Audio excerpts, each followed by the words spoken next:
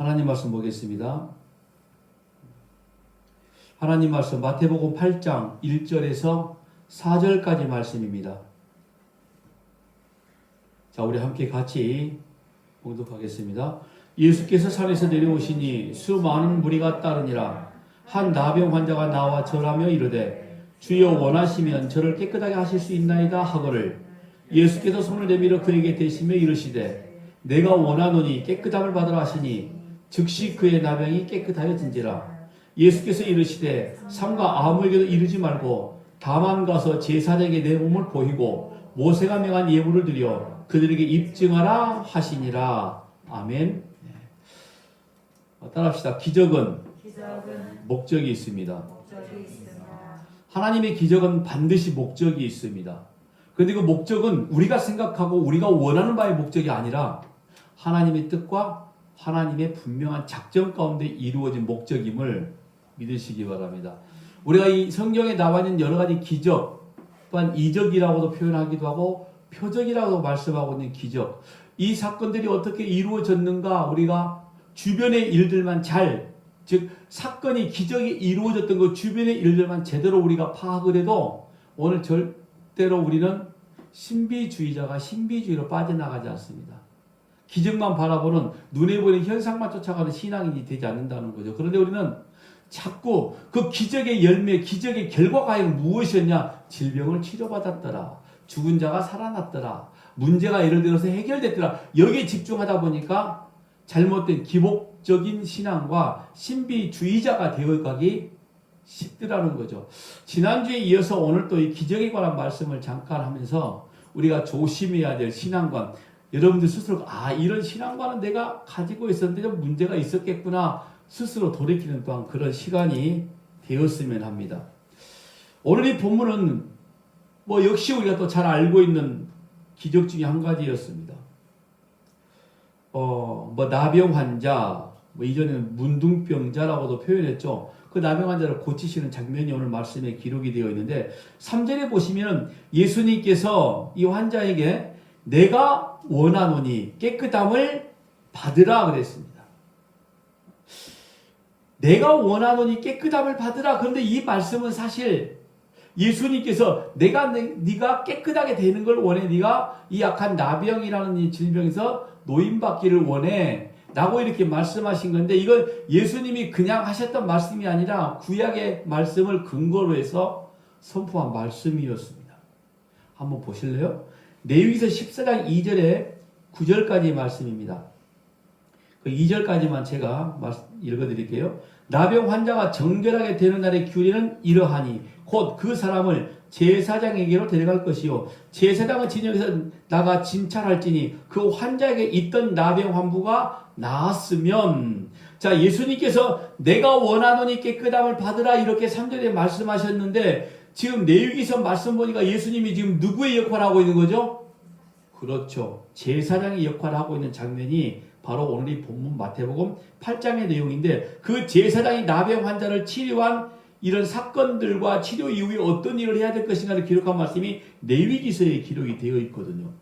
레위기에 나와 있는 율법에 의하면 나병 환자, 즉 문둥병이 걸리게 되어지고 그리고 치료받게 되기 원해서 즉 정결케 되기 위해서는 반드시 제사장에게로만 가야만 됩니다. 그런데 제사장으로 갈 때 빈손 들고 가는 게 아니라 제가 잘 읽진 않았습니다만 새 2마리를 가지고 가서 한 마리는 죽여서 그 피를 다른 새의 날개에 묻히고 그 새를 날려보내는 의식을 하게 되어져요. 즉 이건 어떤 의식이냐면은 단순하게 지금 이 도구로 살아있는 새 그리고 죽어있는 새가 등장하게 되어지는데 죄가 죽고 그 죽은 이 새의 피를 살아있는 새의 날개에 묻혀서 그 살아있는 새를 널리 보냄으로써 이 사람에게 있는 나병 즉 문둥병이 멀리 사라짐을 지금 표현하고 있는 게 이 새 2마리가 등장하는 거거든요. 죽은 자의 생명을 산 새에게 묻혀서 자유롭게 날려보내는 게 레위기서에 나와 있는 이 나병 환자가 치료받는 의식이었습니다. 그런데 신약 시대에도 그랬지만 더더욱이 이 구약 고대 시대 때 한 사람이 나병 환자가 걸렸다면 이건 무조건 다 하나님으로부터 징계받는 이 징벌의 표시였거든요. 그래서 이 새 두 마리가 피가 한 마리가 흘리게 되어진 건 곧 예수 그리스도의 십자가의 구속을 말씀하고 있는 내용이고, 그 피를 받은 새가 자유롭게 날아갔다는 것은 오늘 저와 여러분이 죄에서 자유롭게 되었다라는 걸 지금 보여주기 위한 거였거든요. 이게 뭡니까? 복음이잖아요. 복음. 그래서 옛 몸이 죽고 새 몸이 되어서 자유롭게 날아가게 되는 이 복음을 의미하는 거거든요. 그러니까 예수님은 지금 제사장으로서 이 나병 환자, 문둥병자로 대표되는 하나님으로부터 저주받는 죄를, 그 죄인의 죄를 사하여 주는 거, 자기가 직접 죽음으로써 사하여 주는 이런 지금 의식을 지금 행하고 있는 겁니다. 이 마태복음 이 8장의 내용에. 자, 오늘 이 마태복음 8장 5절에서 13절까지도 쭉 나와 있으면은 이제 그 문둥병자를 치료가 난 이후에 또 사건들이 벌어지기 시작하는데, 이런 모든 사건들, 치유의 사건들, 하나님의 기적적인 사건들을 살펴보면은 예수님께서 구약에 말씀하신 때로는 제사장, 때로는 왕, 때로는 선지자의 역할을 그냥 그대로 고스란히 보여주면서 예수 그리스도가 메시아임을 나타내주고 있거든요. 그래서 여러분, 기적은 어떤 목적을 향하고 있다고 그랬죠. 목적을 보여주는 거라고 그랬죠. 지난주도 말씀을 드렸지만은 기적적인 일들이 벌어지고 난 다음에 반드시 그곳에서는 뭐가 증거가 되냐면 복음이 나타나기 시작을 했어요. 하나님의 나라가 보여지기 시작하거든요. 오늘도 역시 그 말씀에 집중을 해서 한번 해볼 건데, 이 마태복음 8장 5절에 13절까지 말씀 한번 보십시오. 예수께서 가버나움에 들어가시니 한 백부장이 나와 간구하여 이르되, 주여, 내 하인이 중풍병으로 집에 누워 몹시 괴로워하나이다. 자, 여기에는 지금 어떤 병이죠? 중풍병. 조금 전에 이 마태복음 8장 1절에 4절까지는 무슨 병이 등장했죠? 문둥병, 나병 환자. 여러분, 이 공통점이 뭔지 아십니까? 저주받는 병이라는 거예요. 하나님으로부터 징계받는 병이라고 딱 이렇게 단정을 해버렸습니다. 사람 사는 환경이 그 시대에 예를 들어서 좋지 않아서 로마의 감옥에 가면은, 이 로마의 감옥이 아니라 실제적으로 이스라엘 땅에 있는 어느 감옥에를 들어가도 습하고 때로는 뭐 이런 어떤 주변의 환경 때문에 이런 질병이 걸리기 쉬운 모양이었습니다. 근데 이스라엘 백성, 유대인들은 이런 질병들을 통해서 구약의 율법에 유추해서 보니까 하나님이 진노하셨을 때 인간들에게 내렸던 질병이었더라 해서 무조건 어떤 사람이든 간에 중풍, 그리고 이 나병, 문둥병, 이런 것들은 전부 다 하나님으로부터 받은 징계다, 즉 하나님으로부터 받은 저주다라고 여겨버렸거든요. 근데 여기 또 바로 마태복음 8장 시작하면서 기적의 첫 시작이 나병 환자가 등장하는데, 두 번째는 중풍병자가 등장하게 되어집니다. 자, 백부장의 하인의 병을 낫게 하시는 것. 우리가 이 말씀은 그래도 가끔 종종 들어왔던 기적 중에 한 가지입니다. 근데 이 장면에서 결론적으로 말씀을 드리면 뭘 말씀하고자 하냐면은 율법과 은혜에 대해서 예수께서 말씀하신 내용이었습니다. 그러니까, 이 본문에 등장하고 있는 이 중풍병, 하인이 중풍병에 걸렸어요. 그런데 그 하인의 주인이 예수님께 찾아와서 자기 하인의 병을 치료해 주기를 원하고 있다는 거. 상상할 수 없는 겁니다. 그냥 밖에 버리면 간단한 문제였습니다. 더덕이 중풍병이 걸렸다. 이건 마치 전염병과도 같은, 그렇게도 여겨질 시대였거든요. 나병 환자, 이거 분명히 올마, 전염돼. 그래서 따로 나병 환자들은 성 밖에서 살았단 말이에요. 그런데 중풍병이 걸렸다. 역시 마찬가지였습니다. 그런데 자기 가족도 아닌 자기의 하인이었어요. 마치 이거 아닙니까? 죄인들을 위해서 예수님께서 하나님 아버지 앞에 하나님 아버지의 뜻을 이행하셔서 십자가에 지신 모습, 이런 것들을 떠나오르게 이 복음적인 은혜를 보여주고 있는 사건이기도 합니다. 자, 여기서 예수께 가셔서 자기 하인을 고쳐달라라고 말하니 뭐라고 말합니까? 이 백부장 하인의 병이었는데 내가 감당치 못하겠사오니. 이 고백을 보면은 예수님께서 내가 가서 네 하인의 병 고쳐줄게. 저 같으면은 너무너무 반가운 거예요. 빨리 가십시다. 뭐 이럴 것 같지 않아요? 그런데 뭐라고 말하죠? 감당치 못하겠다. 자기 집에 오는 거 감당하지 못하겠다. 뭐 이런 말이거든요. 마치 배 오른편에 그물을 던져서 수백 마리의 물고기를 잡아 올렸을 때의 베드로가 예수님께 하시던 말씀이 첫 마디가 뭔지 아세요? 주여 나를 떠나소서. 너무 기뻤어. 그런데 그 하나님을 예수를 바라보고 경외함, 두려움이 생겼거든요. 그리고 나서 이 백부장이 뭐라고 말하냐면 자기도 부하가 있어서 오라 하면 오고 가라 하면 가라니 자기에게도 그렇게 이야기해달라. 이 말은 어떤 말이냐면 지금 자기 하인의 중풍병을 치료받기 위해서 예수님께 찾아왔지만은 예수께서 그럼 내가 가서 너희 하인의 병을 치료해 줄게 라고 말씀을 하셨는데도 불구하고 오는 건 내가 감당하지 못하겠으니 지금 예수께서 말씀하시면은 내 하인이 치료받을 수도 있겠다 이거거든요. 목적은 이겁니다. 하인의 질병이 치료의 목적이 아니라 예수님의 지금 말씀의 순종에 대한 목적을 보여주고 있는 거예요. 이 지금 백부장의 믿음이 바로 이와 같은 것을 말하고 있는 거죠. 그러니까 병을 낫게 해주시면은 만족할 것이고 치료해주지 않으면은 만족하지 않는다 이런 말이에요. 이런 말이 아니란 말이죠. 그러니까 치료받지 못해도 이 백부장은 예수를 만난 그 자체가 이미 은혜인 거죠. 너무 기쁘고 감사한 일인 겁니다. 그때 예수님께서 하신 말씀이에요. 백부장을 칭찬하시면서 동서로부터 많은 사람이 이르러 아브라함과 이삭과 야곱과 함께 천국에 앉겠지만 그러나 이 나라의 아들들은 바깥 엄대로 쫓겨나서 거기서 울며 이를 갈고 있을 것이다. 즉 이 말은 동서로부터 많은 사람들이 와서 즉 아브라함과 이삭과 야곱의 믿음을 가진 자들이 와서 천국에 앉을 것이다 라고 이렇게 말씀을 하시면서 율법과 혈통의 선민의식을 가진 이스라엘의 믿음을 깨는 거였습니다. 율법주의자들을 지금 꾸짖고 있는 기적의 목적이 이거였어요. 율법주의자들을 바로 꾸짖고 하나님의 공의로우신 은혜로움을 선포하고 있는 것. 그러니까 이 백부장 하인을 고치신 이 기적은 은혜로 얻는 구원의 행위를 지금 말씀하고 있는 겁니다.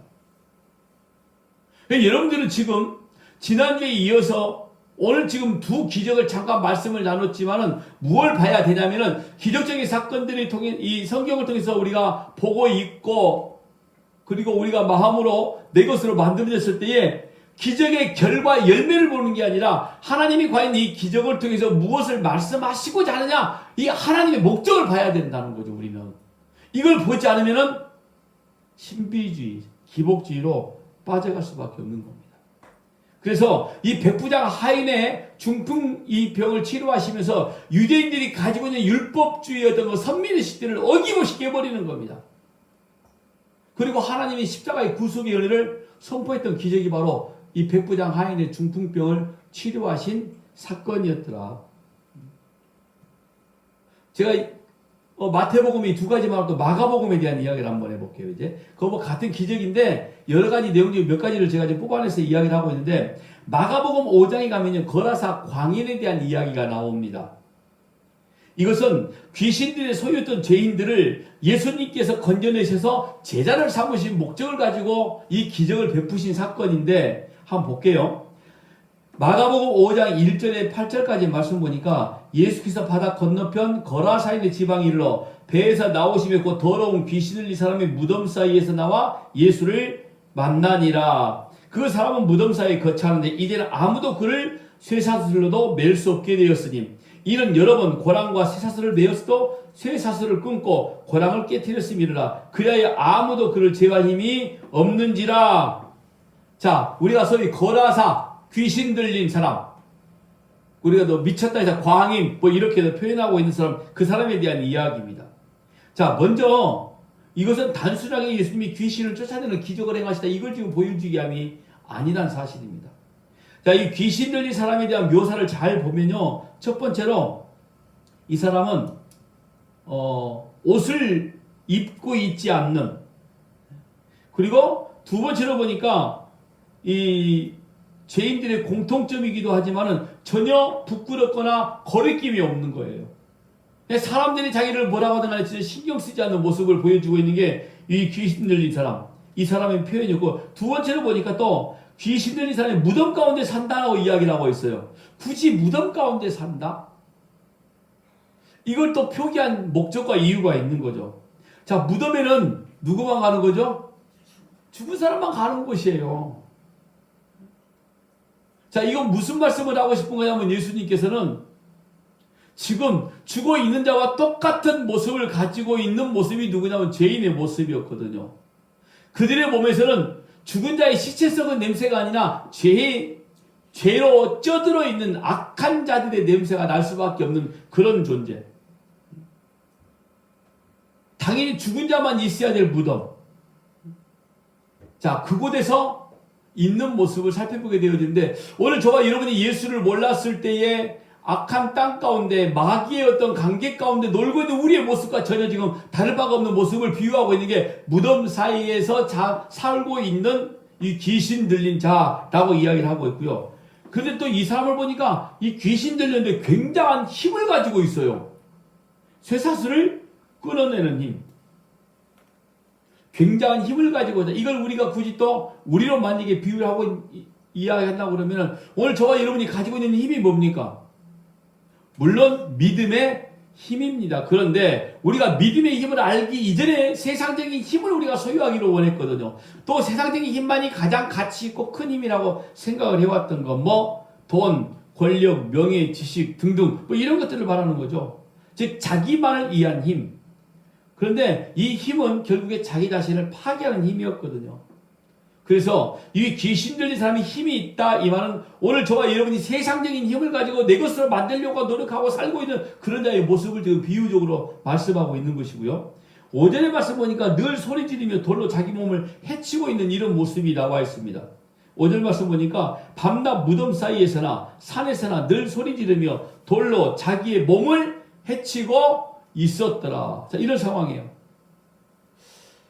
인간 자신을 보호하기 위한 그런 힘을 가지고 결국에 자기 자신이 파멸하게 되어지는 모습을 그려주고 있는 겁니다.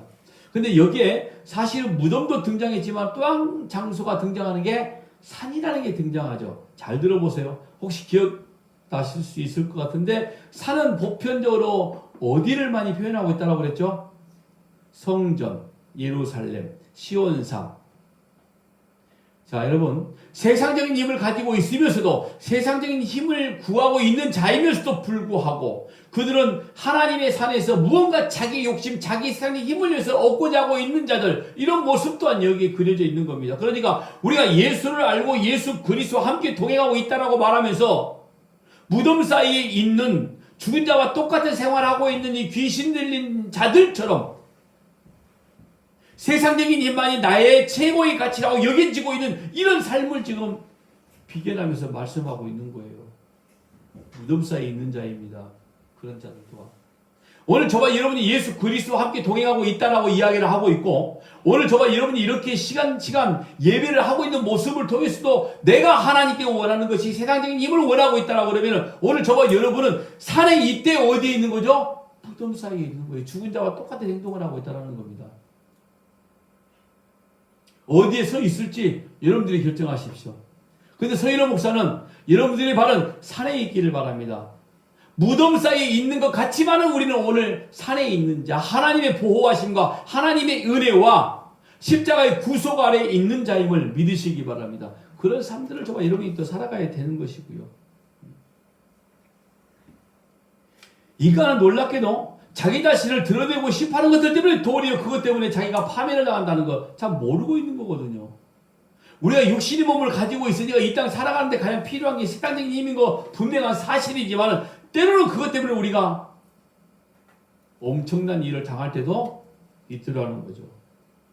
그런데 여러분, 세상적인 힘을 구한다 이 말은요 사실은 탐심을 가지고 우상을 숭배하는 것과 똑같다는 말과 다를 바가 없습니다. 우상을 섬긴다고 하는 자들이 무덤 사이에 사는 자들이었거든요. 이사야서 65장 1절에 5절까지 말씀 보니까 방금 제가 말씀드린 내용입니다. 나는 나를 구하지 아니하던 자에게 물음을 받았으며 나를 찾지 아니하던 자에게 찾아냄이 되었으며 내 이름을 부르지 아니하던 나라에 내가 여기 있노라 내가 여기 있노라 하였노라. 내가 종일 손을 펴서 자기 생각을 따라 옳지 않은 길을 걸어가는 패역한 백성들을 불렀나니 곧 동산에서 제사하며 벽돌 위에서 분향하여 내 앞에다 항상 내 노를 일으키는 백성이라. 여기까지 지금 내용을 읽어보니까 굉장히 놀랄만한 말씀이죠. 잘 보세요. 동산에서 뭐 한다고 그랬죠? 제사하며 하나님의 산에서 예배하며 벽돌 위에서 그런데 분향하며 내 앞에서 근데 항상 내 눈을 일으키는 백성 누구예요 지금? 하나님의 백성 이스라엘 백성들을 가지고 이야기하고 있었어요. 근데 그들이 어디에 앉아있나 보자고요. 이제 4절에 그들이 무덤 사이에 앉으며 은밀한 처소에서 밤을 지새며 돼지고기를 먹으며 가장 것들의 국을 그릇에 담으면서 라고 이야기를 합니다. 분명히 지금 이들이 있는 곳은 동산에서 제사하고 있는 아까 산이라는 표현을 했죠. 그러니까 이 마태복음에 나와 있는 이 지금 귀신들, 이 마가복음에 나와 있는 거라사 광야에 대한 이야기가 이미 이사야서에서 지금 말씀하고 있는 내용을 예수께서 말씀하고 있는 거예요. 지금 비유로. 귀신을 쫓아내는 걸로. 우상을 섬기는 자들이 이렇게 성전에서 아주 말도 안 되는 가증한 짓을 하고 있는 겁니다. 그런데 실제로 어떤 형상이 우상의 형상이 따로 있는 게 아니라 자기들이 원하는 세상적인 힘이 바로 우상이 되어져 버린 거죠. 그게 바로 무덤 사이에 살아있는 자라고 이 이사야서 65장이 이야기하고 있다는 거죠. 그러니까 이사야서 65장의 내용이 이 마가복음 5장에 있는 내용과 똑같은 내용이 되어지는 거거든요. 귀신 들린 자, 그래서 바로 이 사람들은 세상에 갇힌 우상 속에서 그게 진짜인 줄 착각하고 그것 얻어내려고 노력하고 있는 모든 죄인들이 우상을 숭배하는 자, 무덤 사이에서 지금 살고 있는 자라는 표현을 지금 쓰고 있는 겁니다. 거기에 예수께서 오셨습니다. 그리고 예수님이 오셔서 그 귀신들을 돼지 떼에다 전부 다 몰아 넣으셔서 바다에 넣어 몰살을 시켜버립니다. 왜 하필 돼지인지 아세요? 왜 하필 돼지일까요? 이스라엘에 돼지가 많을까요? 양이 많을까요? 양이 많아요. 돼지는 별로 그렇게 없습니다. 그런데 왜 하필 돼지였을까? 여러분, 유대인들에게 있어서 가장 부정한 짐승이 돼지였습니다. 그래서 이 로마의 왕 중에서 안티오코스 에피파데스가 하나님의 성전에서 돼지를 잡아 제사를 지내버려요. 그러니까 성전을 모욕한 행위. 그렇게 하나님의 백성들을 모욕을 줬거든요. 그러니까 돼지 같은 우상들, 세상의 가치들을 모조리 바다에 전부 다 몰살시켜버린 거죠. 저주의 바다에 집어넣어버리는 겁니다. 이 기적은 결국 어떤 거냐면은 우리의 구원이 그렇게 거짓 가치들로부터 벗어나서 진짜를 찾게 되는 과정을 보여주는 거거든요. 그러니까 우리가 세상적인 욕심을 가지고 있으면 우리는 무덤 사이에 살고 있는 우상을 숭배하는 자와 똑같은 존재이고, 그런데 내가 너희의 모든 악한 것들을 바로 돼지떼에 집어넣어서 바다에 넣어서 다 수장 죽여버리신 거죠. 이제는 너희들이 제발 세상적인 가치를 따라가는 자가 아니라 세상의 힘을 따라가는 자가 아니라 하나님의 가치, 하나님의 힘을 따라가는 자가 되었으면 좋겠다는 예수님의 바람의 기적이 바로 이 거라사 귀신 들린 자의 이야기인 겁니다. 보세요. 이사야서 41장 21절에 24절 말씀 보니까 나 여호와가 말하더니 너희 우상들은 소송하라. 야곱의 왕이 말하더니 너희는 확실한 증거를 보이라. 장차 당할 일을 우리에게 진술하라. 또 이전 일이 어떠한 것도 알게 하라. 우리가 마음에 두고 그 결말을 알아보리라. 혹 앞으로 올 일을 듣게 하며 뒤에 올 일을 알게 하라. 그리하면 너희가 신들인 줄 우리가 알리라. 또 복을 내리든지 재난을 내리든지 하라. 우리가 함께 보고 놀라리라. 보라, 너희는 아무것도 아니며 너희 일은 허망하며 너희를 택한 자는 가증하니라. 그러니까 우리가 세상의 가치, 힘이라고 여기고 있는 이런 모든 것들, 우상이 전부 다 신기루도 아무것도 아니라는 걸 지금 설명해 주고 있는 내용입니다. 이 말은. 그런데 예수께서 오셔서 이 모든 우상들의 일거에 전부 다 죽여버리시고 우리를 진짜 진리 앞에 서게 하시는 게 이게 바로 구원이야. 그걸 말씀하시면서 그렇게 건진받은 자들은 바로 너희가 나의 제자야, 라고 이야기를 해준 내용이 바로 오늘 이 마가복음 5장 1절에 8절까지 말씀에 걸어서 귀신 들린 자의 이야기가 되어지는 겁니다. 자, 그리고 마가복음에 또 나오는 5장에 나오는 이제 우리가 너무너무 잘 알고 있는 내용입니다. 혈루증을 앓던 여인에 대한 이야기 아시죠? 마가복음 5장 25절에서 34절까지 말씀 보니 12회를 혈루증으로 앓아온 한 여자가 있어 많은 의사에게 많은 괴로움을 받았고 가진 것도 다 허비하였으되 아무 효용이 없고 도리어 더 중하여던 차에 이 말씀입니다. 12년 동안이나 혈루병이라는 질병을 앓고 있었고 많은 의사에게 많은 괴로움을 받았다는 것은 수많은 치료법이 있었는데 그 치료법 자체가 굉장히 힘들고 어려웠고 모멸스러운 이런 치료의 방법이었다는 겁니다. 그리고 가진 것도 전부 다 허비하였을 때 효험도 없고 도리어 중하였다. 혈루병이라는 게 남자에게는 없는 병입니다.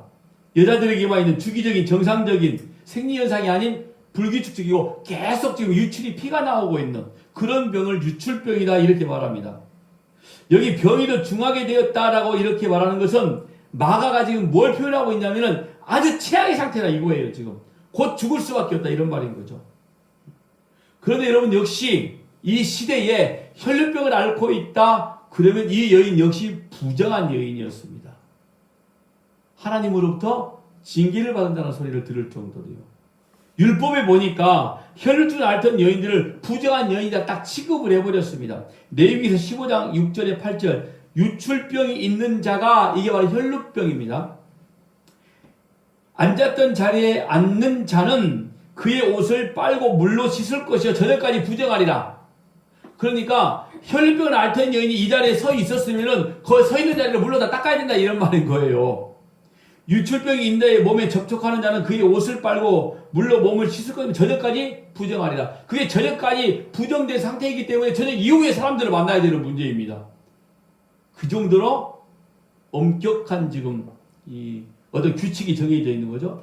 유출병이 있는 자가 정한 자에게 침을 뱉으면 정한 자는 그의 옷을 빨고 물로 몸을 씻을 것이며 저녁까지 부정하리라. 그래서 이 유출병, 혈루병을 앓던 여인은 절대로 마을에서 살 수가 없었던 겁니다. 또 본인 스스로가 집에서 나가요. 왜? 다른 가족들조차도 부정한 자가 되어지기 때문에. 자기 집에서 나갈 정도로 되면은, 그리고 동네에서 나갈 정도로 되면은 성전에 나와서 예배를 할 수 있어요? 없어요? 못하는 거죠. 그런데 이 본문에 등장하고 있는 12년 동안 혈루병을 앓던 여인은 예수 앞으로 나와요. 그리고 예수님의 고독가를 만졌습니다. 이 같은 내용이 기록되어 있는 이 마태복음 9장 20절 말씀 보니까 12해 동안이나 혈루증으로 앓던 여자가 예수의 뒤로 와서 그 고독가를 만지니 기억나십니까? 유대인들이 입었던 겉옷은 무슨 옷이라고 그랬죠? 네? 통옷이에요. 통옷인데 겉에 입은 옷을 뭐라고 말하냐면 이스라엘에는 속옷도 통옷입니다. 다 통옷인데 겉옷도 통옷인데 탈봇이라고 하는 옷입니다. 그게 뭐냐면은 이 옷단수를 달 수 있는 기도하는 옷이란 말이에요. 그래서 이 구약이나 신약에 보면 옷을 전당포에 막 끼고 그러죠. 그 옷이 바로 탈봇 겉옷입니다. 그 사람의 때는 신분을 말하기도 하는 옷이 이 기도 옷인데 그 옷을 잡았단 말이에요. 근데 겉옷 맨 아래 허리춤이나 아니면 맨 아래에 있는 옷술. 근데 이 옷술이 뭐냐면 율법을 상징했거든요. 그 옷단술이 우리 옷단술 옷술이라 그러는데 그게 길면 길수록 이 사람은 율법을 뭐 너무 많이 하고 경건한 자고 선한 자고 착한 자고 존경을 받을 만한 사람이란 표시였었거든요. 그런데 율법에 의해 정죄를 받은 그 여인이 뭘 붙잡은 거죠? 율법을 잡아버렸어요. 율법으로 정죄를 받은 여인이 율법을 잡았다 이 말인 겁니다. 율법에 의하면은 이 여인은 이제 죽어야 돼요. 근데 그 여인에게는 믿음이 있었습니다. 보세요. 마가복음 5장 34절에 예수께서 이르시되 따라 내 믿음이 너를 구하여 했으니 그러잖아요. 그러니까 이 12년 동안 혈루병을 앓던 여인에게 뭐가 있었다고요? 믿음이 있었단 말이에요. 어떤 믿음입니까? 어떤 믿음인지 아시죠?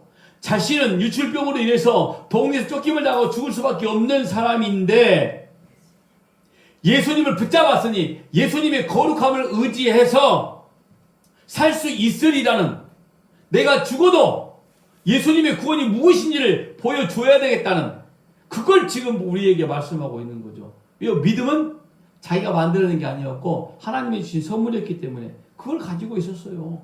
그 믿음을.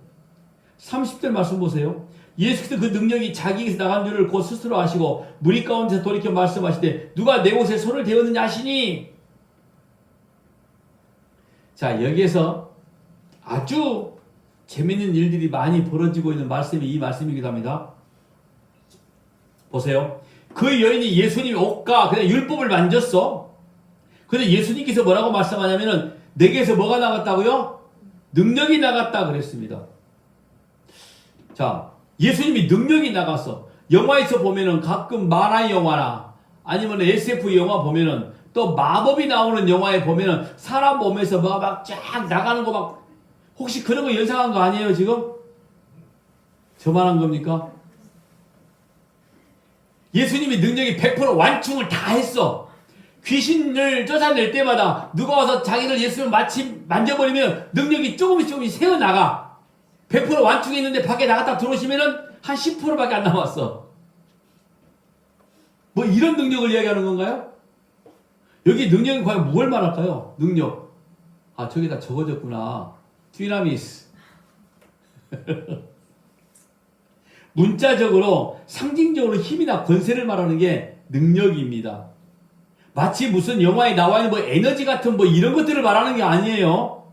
어떤 무식한 사람들은 성령도 무슨 에너지라고 말하는 사람이 있는데, 아니 하나님을 에너지라고 이야기하는 그런 무식한 사람들이 있어요. 이 권세가 뭐냐면 예수 그리스도 메시아적 권세란 말이에요. 메시아적 권세. 근데 이게 나갔다고 그랬어.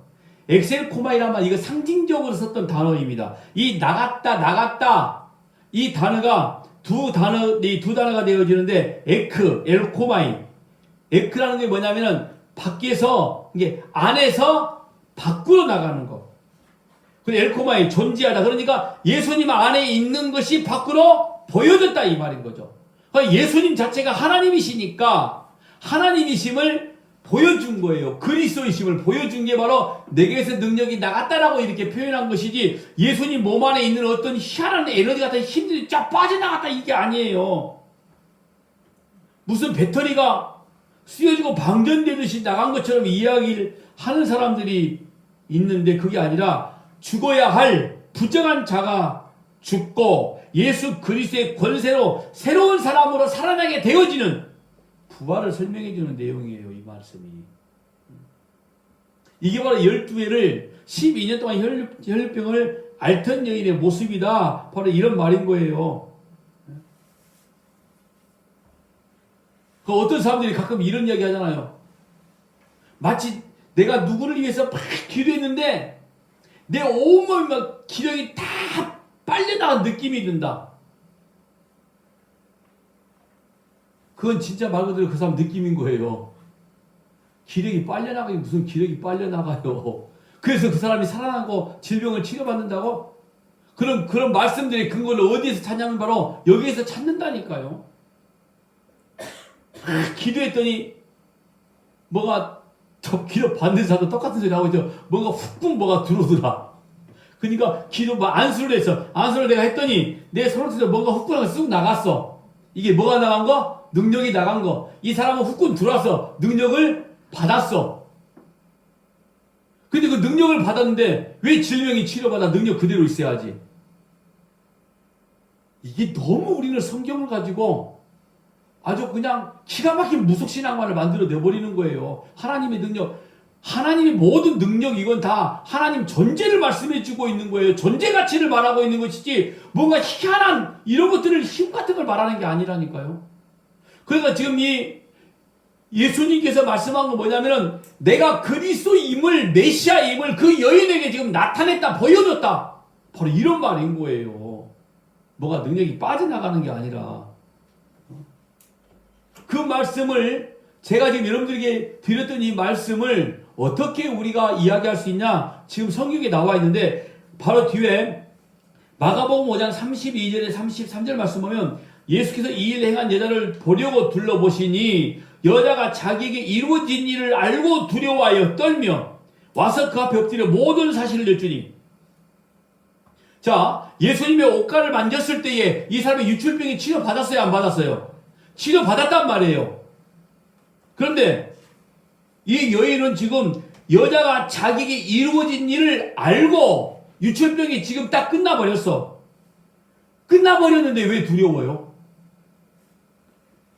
너무너무 감사하다고 지금 얼싸고 춤이라도 춰야 되는 거 아닙니까? 마치 옥합개털이 마리아처럼 예수님 바람에 쫙 엎드려져야 돼요. 너무너무 고맙다고 감사하다고 난리 났어야 되는 거죠. 근데 두려워 떨었단 말이에요. 그리고 뭐라고 말하는지 이 본문 말씀 보니까 두려워하여 떨며 와서 그 앞에 엎드려 모든 사실을 여쭈었다. 아까 말한 베드로가 예수님을 만나고 그물 한가득 고기를 잡았을 때 뭐라고 말했죠? 기뻐 뛰지 않았다니까요. 주여 나를 떠나소서. 똑같은 거죠.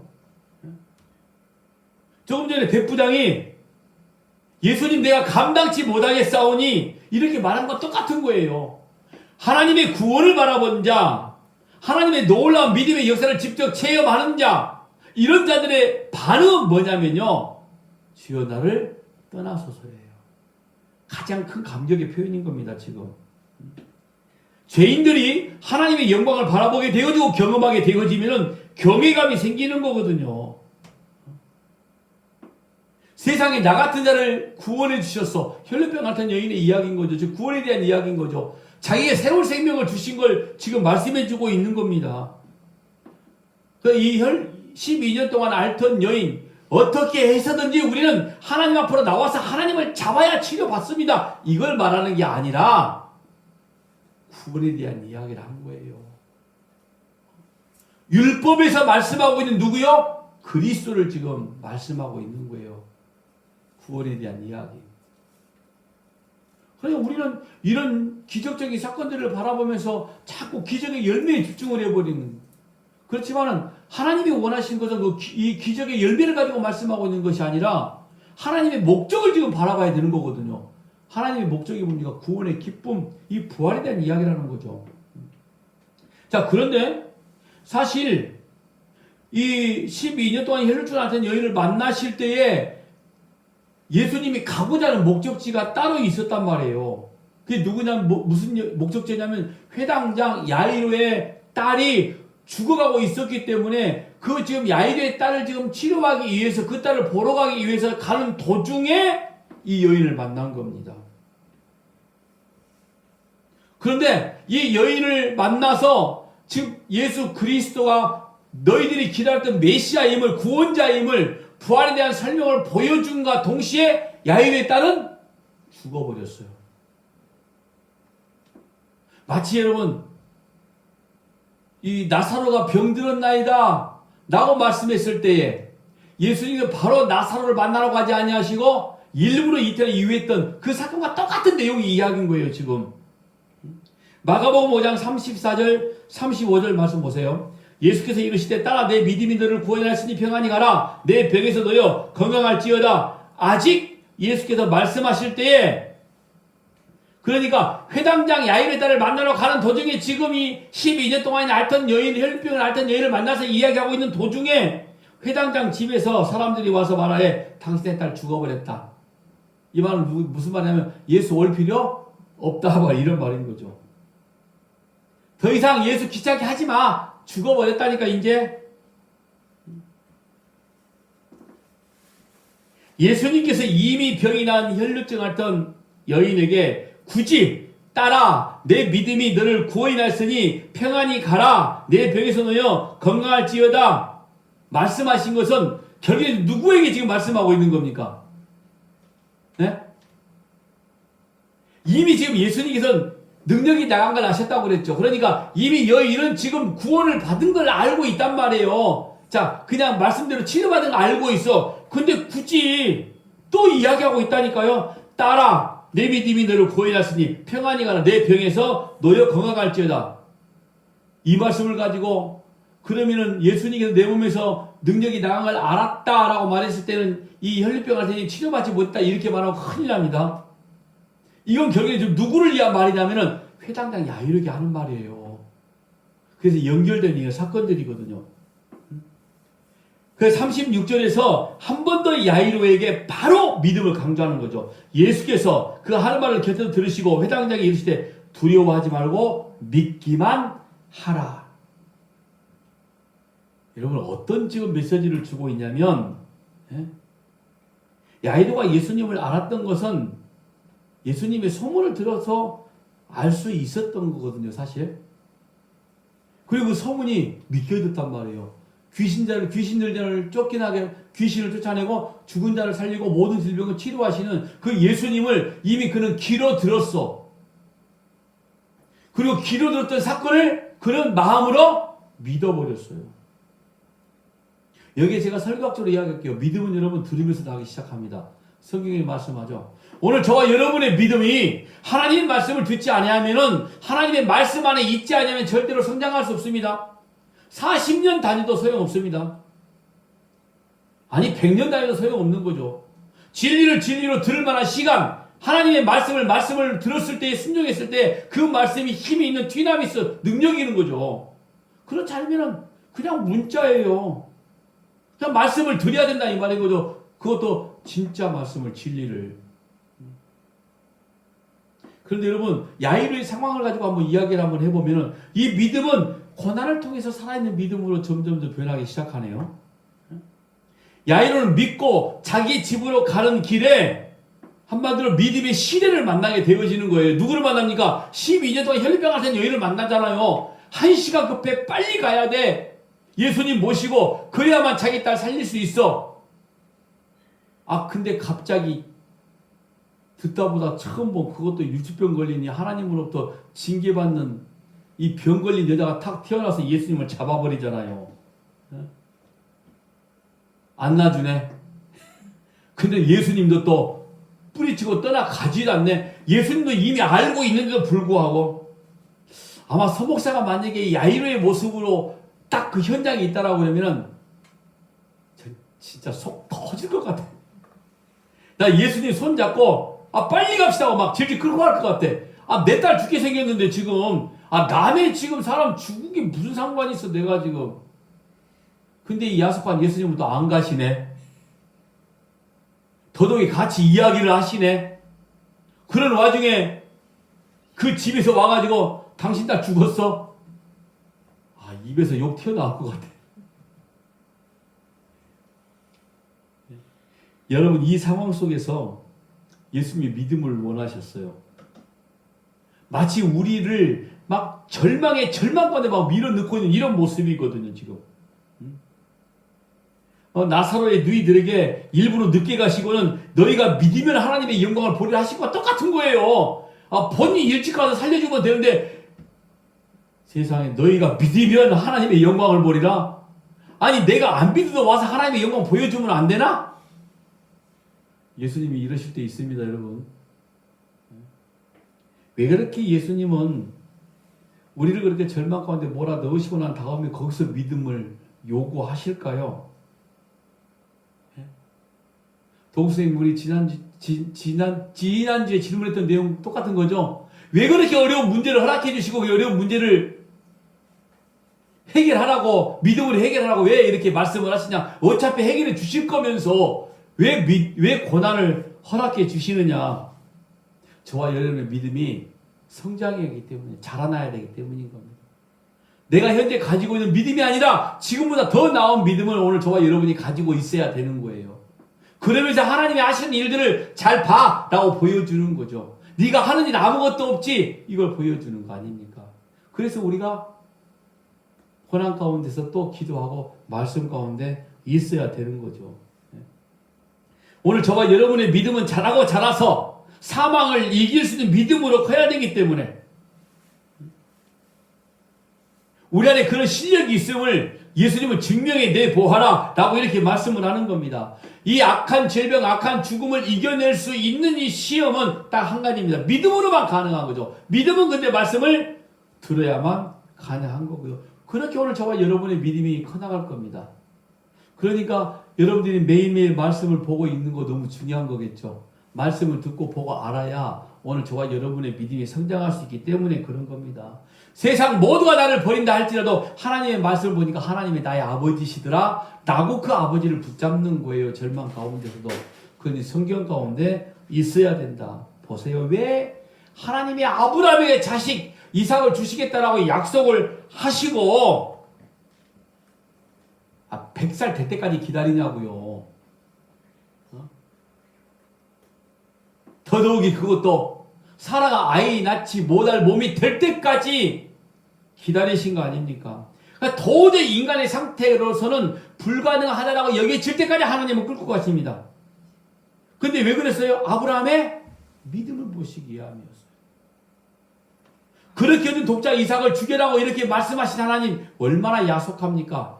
그런데도 그 믿음을 통해서 하나님은 아브라함에게 구원이 어떤 건지 구원받은 백성이 어떤 삶을 살아야 되는지를 보여주고자 함이었다는 목적이 분명히 있었던 것처럼 왜 하나님이 한나의 태를 딱 닫아버리고 그 오랫동안 아이를 낳지 못하게 만들어 놓았는지 오늘 회당장 야이로에게 병든 자기 딸 죽음까지 갈 때까지 놔둬버린 그런 예수님의 모습 그 회당장 야이로의 믿음을 요구하기 때문이다 이 말인 겁니다. 야이로는 이미 죽어버린 딸이 있는 집에 끝까지 예수님 모시고 갑니다. 그 믿음이 딸을 살린 거예요. 그 예수님께서 그 소녀에 가서 딱 하시는 말씀 아시죠? 달리다곰 하시니 소녀야 일어나라. 이걸 지금 보여주기 위함이었어요. 죽음에서 일어난 부활 사건을 보여주시기 위함. 그렇게 여러분 고난과 힘든 역경을 통해 자라난 믿음이 사망을 이겨낼 수 있는 하나님의 나라를 선포할 수 있는 자가 되어진다 이 말인 거죠. 그러니까 우리 인생 속에서 힘들고 어려운 고난의 문제가 찾아올 때에 왜 내가 이런 어려움의 문제를 당해야 됩니까가 아니라 하나님의 뜻이 무엇인지 한번 우리가 살펴보자는 이야기를 하는 거죠. 그리고 마가복음 8장에 보면요. 눈에 침뱉어서 또 맹인의 눈을 뜨게 하신 사건이 또 기록이 되어 있습니다. 다른 사건입니다. 마가복음 8장 22절 26절 말씀 보니까 베세다 이름의 사람들이 맹인 한 사람을 데리고 예수께 나와 손대시기를 구하거늘 예수께서 맹인의 손을 붙잡으시고 마을 밖으로 데리고 나가사 눈에 침을 뱉으시고 그에게 안수하시고 무엇이 보이느냐 물으시니 쳐다보며 이르되 사람들이 보이나이다. 나무 같은 것들이 걸어가는 것을 보나이다. 이에 그 눈에 다시 안수하심에 그가 주목하여 보더니 나와서 모든 것을 밝히 보는지라. 자, 이 기적이 여러분 그냥 마가복음 8장에 있는 이 기적이 딱 떨어진 기적이 아니라 사실 어디서부터 시작이 되어지냐면은 예수님께서 오병이어뿐만 아니라 칠병 이후의 기적도 일으키셨죠. 기억 안 나세요? 물고기 2마리와 떡 7개라는 이야기가 있어요. 거기에 바리새인들이 하늘에서 내려온 또 표적을 보여달라 요구를 합니다. 그때 예수님께서 너무 한탄하시며 하셨던 말씀이 마가복음 8장에 대한 이야기예요. 8장 11절 12절 말씀 보니까 바리새인들이 나와서 예수를 힐난하며 그를 시험하여 하늘로부터 오는 표적을 구하거늘 예수께서 마음속으로 깊이 탄식하시면서 이르시되 어찌하여 이 세대가 표적을 구하느냐 내가 진실로 너에게 이르노니 이 세대에 표적을 주지 아니하리라 하시고 예수님께서 이렇게 한탄하시고 제자들과 함께 그리고 배에 오르셔서 그리고 제자들들어 바리새인의 누룩과 헤롯의 누룩을 조심하라. 이 말씀은 조금 전에 바리새인들이 예수님도 표적을 보여 달라고 하신 것을 경계하여 말씀하신 거였었거든요. 그리고 이 사건들이 쭉 지금 이어져 가는데 누룩이라는 우리가 알고 있는 대로 새로운 죄를 가리키는 거. 제자들이 예수님께서 누룩 이야기를 하시니까 자기들이 떡을 한 개밖에 안 가져와서 남으시는 뭐라고 하시는가 보다 이런 생각을 하게 되어지는데 보세요. 마가복음 8장 13절 21절에 그들을 떠나 다시 배에 올라 건너편으로 가시니라. 제자들이 떡 가져오기를 잊었음에 배에 떡 한 개밖에 그들에게 없더라. 그리고 예수께서 경고하여 이르시되 삼가 바리새인들의 누룩과 헤롯의 누룩을 주의하라 하시니 그러면서 예수께서 이제 이런 말씀을 하시는 거예요. 너희들이 아직도 모르니 오병이어를 말씀하시고 또 칠병이어의 그 이후에 또 말씀하시기를 아직도 몰라? 그러면서 소경을 고쳐주는 사건이 나오는 거예요 지금. 그러니까 이 소경을 고치는 사건 이전에 지금 뭐가 있었던 거죠? 칠병이어의 사건. 여러분 뭔가 조금 연상이 되는 거 없으세요? 오병이어의 이후에 나왔던 기적이 뭡니까? 무리를 걸었던 사건.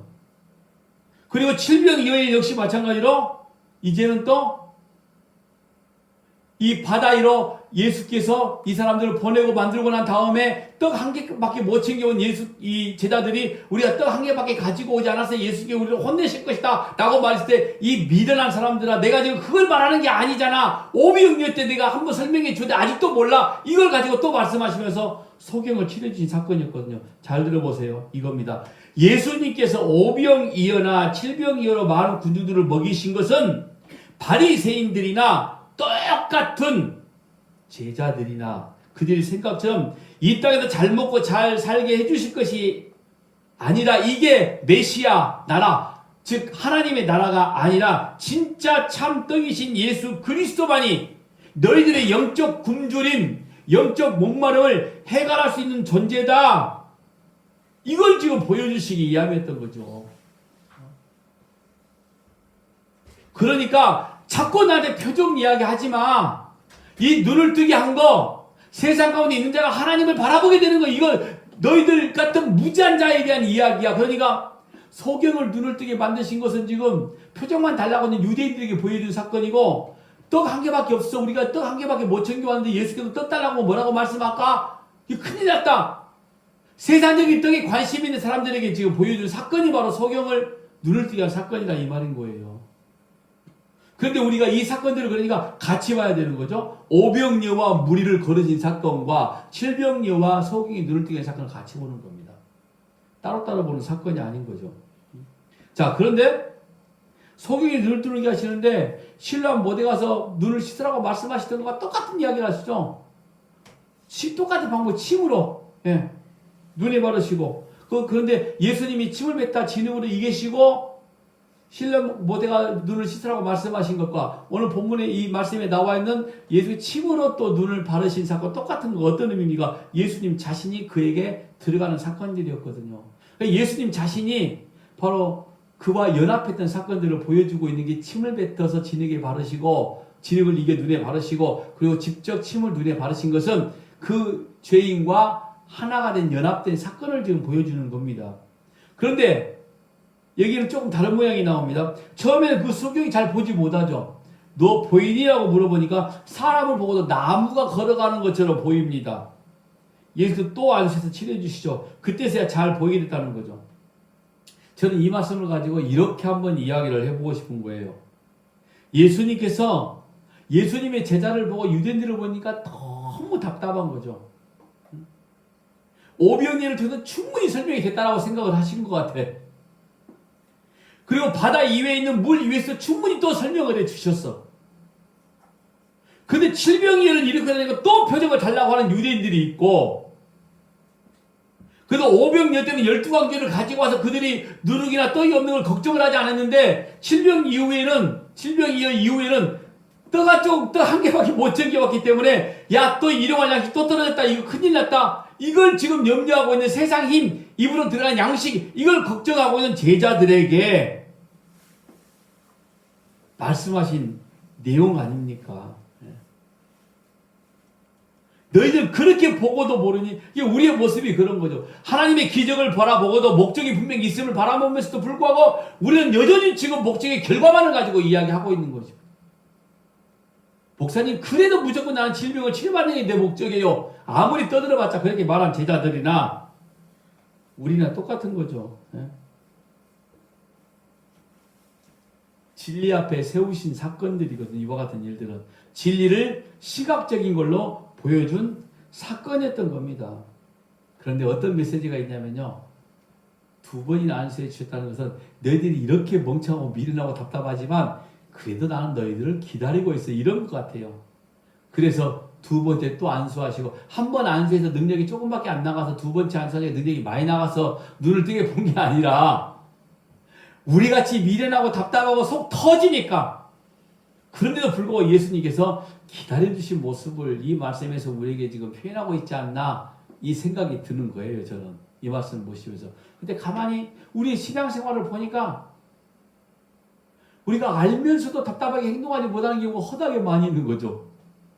똑같은 일들을 반복해서 짓는 경우들이 너무나 많이 있어. 우리는 그걸 통해서 오래 참으시는 하나님을 발견하게 되어지고요. 또 더더욱이 정말 내가 참 본질상 진노의 자녀이구나 이걸 알게 되는 이런 또 계기가 되어지기도 하는 거죠. 예수님께서 귀신을 쫓아내고 질병을 치료하시고 눈을 뜨게 하신 죽은 자를 살리신 것은 여러분 모든 것들이 다 질병 치료, 죽은 자 치료, 죽은 자 살리심 이런 목적이 아니라 복음을 보여주고 십자가의 구원을 이야기해주고 하나님의 나라가 어떤 나라인가를 보여주기 위한 방편이었습니다. 제가 지난주에 이어서 요한복음, 마태복음, 마가복음에 대한 이야기를 이렇게 말씀을 드리는 것은 우리 눈으로 체험하시는 모든 표적과 기적은 우리 일생 동안에 분명히 또 나타나게 될 거란 말이죠. 또 우리가 그 기적을, 표적을 분명히 구하는 기도도 할 때가 분명히 있을 겁니다. 할 겁니다. 그런데 그 기적의 열매, 내가 생각하는 목적만 가지고 기도하지 말고 하나님의 뜻을 이루기를 원하는 기도가 먼저 우리 삶 속에서 이루어져야 되고 하나님의 뜻이 무엇인가를 우리가 강구해야 된다는 걸 이걸 지금 말씀해 주고 싶은 거죠. 기적과 표적을 통해서. 오죽 답답했으면 예수님이 너희들에게 보여주고 싶은 표적은 요나의 표적밖에 없다. 내가 죽고 살아났잖아. 이거밖에 없다. 진짜 복을 이야기해 주는 거 아닙니까? 뭐예요 진짜 복? 내가 죽고 살아났다. 그럼 다시 죽어요 안 죽어요? 안 죽는다. 그럼 영생을 지금 보여주는 거 아닙니까? 진짜 복이 영생이다라는 거. 아니 우리가 병고침 받고도 전혀 병이 안 걸립니까? 병 걸린다니까요. 오히려 우리가 병이 걸렸을 때에 내가 참 영원한 존재가 아니구나. 나는 참 무한하고 참 연약한 육체를 가지고 있구나. 이 육신을 썼고 결국 없어질 것이구나. 내게 영원한 생명은 하나님의 나라밖에 없구나. 이걸 우리는 배우게 된다는 말이죠. 내 몸에 질병이 들었을 때 이게 바로 믿음 있는 자들의 고백이라니까요. 근데 그 믿음은 어떻게 된다고? 들어야 가능하다는 말이 됩니다. 거기에 진짜 영적 기쁨이 나오는 거죠. 내가 소망해야 될 곳이 이 땅이 아니었구나. 영원하신 하나님의 나라구나. 내 강건한 그렇게 든든했던 육체가 이렇게 병들어가네. 하나님이 이거 치료해 주세요. 이게 아니라 이렇게 우리는 병들어가고 나약해지는구나. 역시 하나님의 자녀인 나는 이 땅 살아가는 존재가 영원한 하나님의 나라를 바라보는 자구나. 이걸 알아라 이 말인 거지. 이게 바로 목적이다 이 말인 겁니다. 그런데 귀신을 쫓아내고 병을 고침을 받았어요. 우리가 하나님이 우리를 긍휼히 여기셔서 질병을 치료해 주시다 이 말인 거죠. 그런데 그럼 우리가 어떤 기쁨을 가져야 되냐면은 구원받은 기쁨, 영적 기쁨을 가져야 되는데 내 질병이 치료받은 육적 기쁨에 머물러 있다 하면은 그게 바로 미련한 자라 이 말인 겁니다. 그게 바로 귀신 들린 자와 똑같은 짓을 하고 있는 거예요. 그러니까 오늘 저와 여러분의 인생 속에 이루어진 모든 일들의 결과는 하나님 자녀로서 하나님의 나라에서 하나님의 나라에 살고 있는 영원한 생명을 바라보는 자로 우리를 만드시기 위한 목적이었더라. 아멘이십니까? 여러분들의 기도의 열매가 그렇게 맺혀지기를 주의 이름으로 부탁합니다. 기적 같은 거 쫓지 마세요. 뭘 또 보시기를 원하십니까? 여러분들 스스로 보시면 되는 거죠. 내가 영생을 소유한 자구나. 솔직히 여러분들은 지금 보이지 않는 실체를 보는 것처럼 보고 있잖아요. 그런 믿음을 소유한 자인데 뭘 더 원하시냐고요. 그 믿음이나 단단하게 더 만들어내시기 바랍니다. 보이지 않는 것을 보는 것처럼 믿고 있는 여러분, 그 믿음을 더욱더 공고하게 다 만드셔서 오늘 저와 여러분의 삶 가운데 하나님의 뜻을 선포하는 자로 세워지시길 주의 이름으로 부탁합니다.